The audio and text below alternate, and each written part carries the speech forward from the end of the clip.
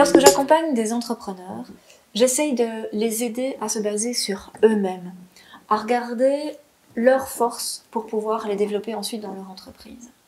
Je me suis rendu compte qu'une chose qu'on avait tous, sans toujours s'en rendre compte, ou qu'on pouvait utiliser en tout cas, ce sont les cycles.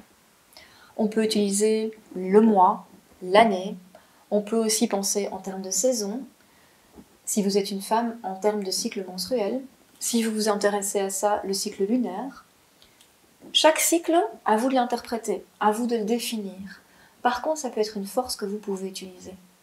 Par exemple, ceux qui vont utiliser le cycle lunaire vont se dire que pendant la première partie de lune, ils vont planter, ils vont semer des graines. À partir de la pleine lune, ils vont récolter. C'est un petit peu ce que j'ai envie de vous inviter à faire, mais à votre façon.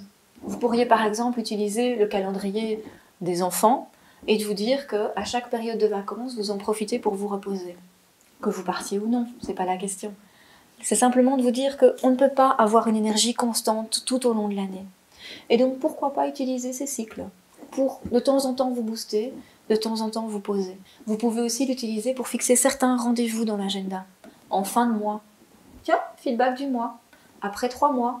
Ah, là je rencontre tous les entrepreneurs qui sont mes experts, notre petit groupe de sages, et on se fait un feedback sur les 3 mois précédents et les objectifs à venir. À vous de trouver votre cycle, et pourquoi pas vous appuyer dessus